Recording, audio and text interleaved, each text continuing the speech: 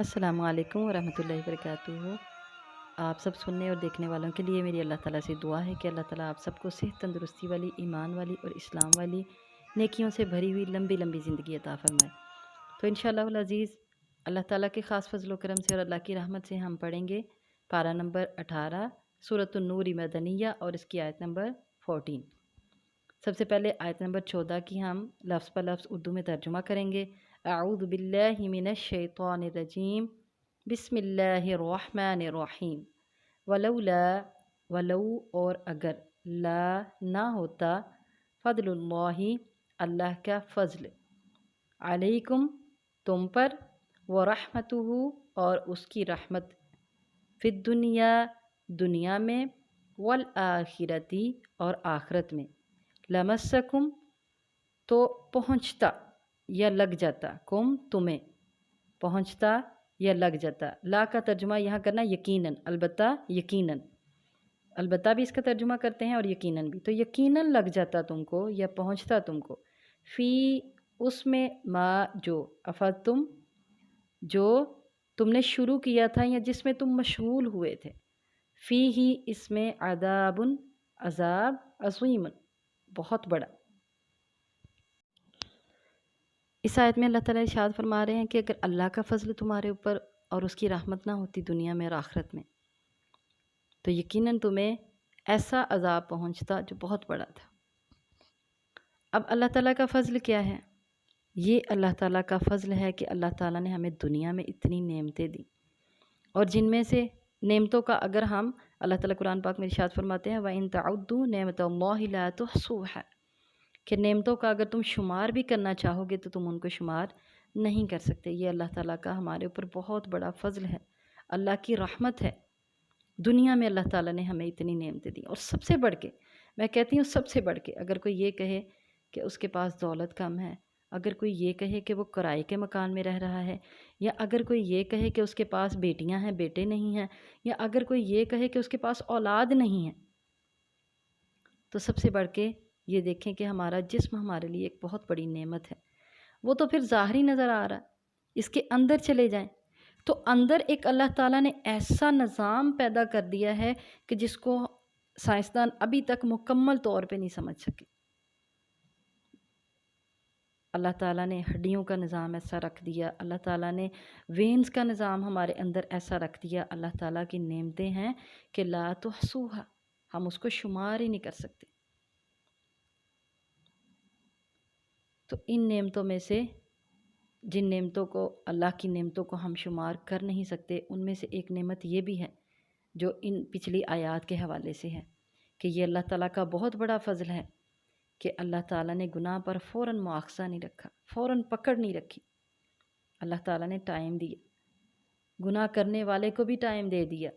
کہ تم بھی اپنے گناہ سے باز آ جاؤ، جب تک اس کے پاس چار گواہ نہیں ہوں گے دیکھنے والے کے پاس، تب تک اللہ نے اس کو ٹائم دے دیا کہ تم اللہ تعالیٰ سے توبہ کر لو، اپنے گناہ کی معافی مانگ لو۔ اور پھر جس نے گناہ کرتے ہوئے دیکھا، اس کو بھی اللہ تعالیٰ نے ٹائم دے دیا، اس کو بھی اللہ تعالیٰ نے گناہ سے بچا لیا، فوراً مواخذہ نہیں کیا۔ اگر اس نے گناہ کرتے دیکھ لیا یا اس نے اپنے پاس سے بات بنا لی ہے تو اللہ تعالیٰ نے منع کر دیا کہ اس بات کو نہ کرنا، اس کے اوپر سزا رکھ دی۔ یہ سزا رکھنا ہی اللہ تعالیٰ کی رحمت ہے کہ اگر ایک بندے نے گناہ کر لیا، اس نے دیکھا تھا اور اس نے یا نہیں دیکھا تھا، دونوں صورتوں میں اس نے دیکھا ہے یا اس نے نہیں دیکھا، دونوں صورتوں میں اگر اس کو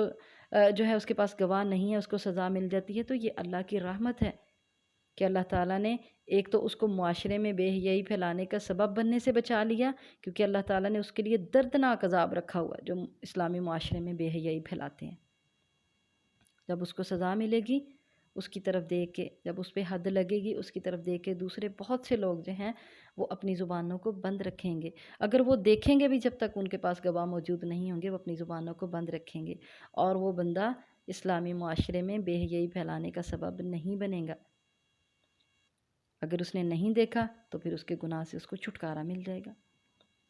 اللہ تعالیٰ ہم سب کو ہمارے گناہوں سے باز رکھے۔ اللہ تعالیٰ ہمارے اور ہمارے گناہوں کے درمیان مشرق اور مغرب جتنی دوری ڈال دے۔ تو یہ اللہ تعالیٰ کا فضل ہے، اللہ تعالیٰ کی رحمت ہے کہ ایک تو اس نے گناہ پر فوری پکڑ نہیں رکھی ہمارے لیے،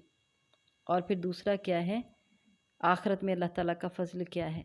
کہ اللہ تعالیٰ توبہ کو قبول کرتے ہیں، اللہ تعالیٰ گناہوں کو معاف کرتا ہے۔ یہ اللہ تعالیٰ کا آخرت میں ہمارے اوپر رحمت اور فضل ہوگا۔ اگر یہ سارا کچھ نہ ہوتا تو اللہ تعالیٰ ارشاد فرماتے ہیں جس کام میں تم لگ گئے تھے نا، تم نے ام عائشہ رضی اللہ تعالیٰ عنہا پر تہمت لگائی، اور پھر تم نے نبی کریم صلی اللہ علیہ وسلم کے پیارے صحابی رضی اللہ تعالیٰ عنہ پر تہمت لگائی، تو جس کام میں تم مشغول ہو گئے تھے اس کی وجہ سے بہت بڑا عذاب آ سکتا تھا کہ پیارے نبی صلی اللہ علیہ وسلم نے 1 مہینہ اذیت میں گزارا، تکلیف میں گزارا، ان پر وحی نازل نہیں ہوئی، اور وہ یہ جان نہیں سکے کہ ان کی پیاری بیوی، ان کی زوجہ محترمہ، اللہ تعالیٰ ان کے درجات بلند کرے، ان کے بارے میں وہ جان نہ سکے، اور وہ اذیت میں انہوں نے ٹائم گزارا، تکلیف میں گزارا اور اس پریشانی میں گزارا۔ تو نبی کریم صلی اللہ علیہ وسلم کو تکلیف دینے والے کو اللہ تعالیٰ کہاں پسند کرتے ہیں؟ کرتے ہیں اللہ پسند؟ جو اللہ کے محبوب کو تکلیف دے، پیارے نبی صلی اللہ علیہ وسلم کو تکلیف دے، تو اللہ اس کو کہاں پسند کریں گے؟ اور اللہ تعالیٰ کا یہ فضل اور بہت بڑی رحمت ہے کہ پیارے نبی صلی اللہ علیہ وسلم کو تکلیف دی ہے، 1 پورا مہینہ آپ نے تکلیف میں گزارا ہے، اپنی زوجہ محترمہ کی طرف سے پریشانی میں گزارا، لیکن اللہ تعالیٰ کا یہ بہت بڑا فضل اور اللہ کی بہت بڑی رحمت ہے کہ اللہ تعالیٰ نے تمہیں اسی وقت پکڑ نہیں دی، اور جو اس میں ملوث تھے ان کو حد لگی، اور اللہ نے پھر ان کے گناہ کو ختم کر دیا، دنیا میں ان کو سزا مل گئی، اور سب سے بڑی دیکھیں آخرت میں اللہ نے ان کو معاف کر دیا، ان کی توبہ کو قبول کر لیا۔ ان صحابہ نے، وہ بیچارے سادہ صحابہ جو ان کے جھانسے میں آ گئے تھے منافقین کے، اللہ تعالیٰ نے ان کی توبہ کو قبول کر لیا، اور یہ اللہ تعالیٰ کا بہت بڑا فضل اور رحمت ہے، دنیا میں بھی اور آخرت میں بھی۔ اللہ تعالیٰ ہم سب کو نیک عمل کرنے کی توفیق دے۔